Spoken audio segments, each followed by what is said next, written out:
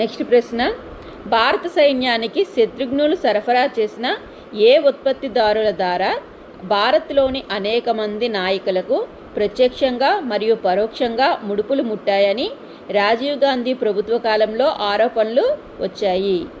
Options: Swedish, దక్షిణ Korea, Israel, France. ఈ ప్రశ్నకు సరైన సమాధానం ఆప్షన్ 2 దక్షిణ కొరియా.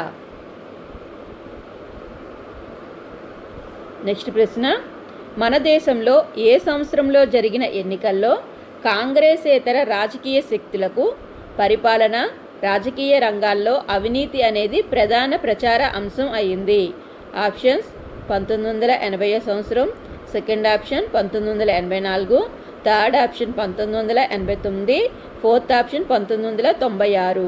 సరైన సమాధానం ఆప్షన్ 3 1989.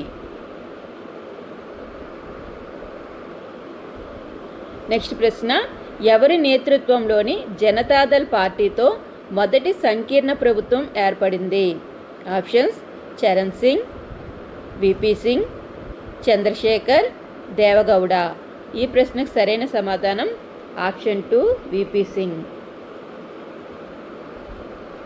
నెక్స్ట్ ప్రశ్న, ఏ సంవత్సరం నుంచి జాతీయ స్థాయిలో ఏర్పడిన ప్రభుత్వాలన్నీ సంకీర్ణ లేదా మైనారిటీ ప్రభుత్వాలుగా కొనసాగుతున్నాయి? Options: 1977, 1989, 1991, 2004.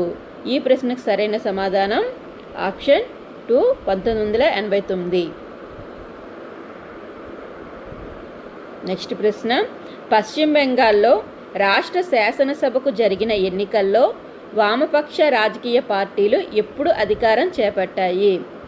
Options: 1971, second option 1975, 1977, 1984.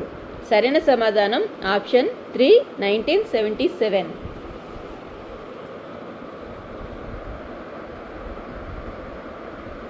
Next ప్రశ్న, పశ్చిమ బెంగాల్లోని ఎవరి నాయకత్వంలో తొలిసారిగా వామపక్ష ప్రభుత్వం ఏర్పాటు జరిగితే అయ్యింది? ఆప్షన్స్: మమతా బెనర్జీ, జ్యోతి బసు, ప్రకాష్ కారత్, బృందా కారత్. ఈ ప్రశ్నకు సరైన సమాధానం ఆప్షన్ 2 జ్యోతి బసు. పశ్చిమ బెంగాల్ ప్రభుత్వం కౌలుదారుల పేర్లను నమోదు చేసి వాళ్ళ హక్కులు కాపాడడానికి చేపట్టిన కార్యక్రమం క్రింది వాటిలో ఏది? ఆప్షన్స్: ఆపరేషన్ తిరంగా, ఆపరేషన్ కిసాన్, ఆపరేషన్ బర్గా, ఆపరేషన్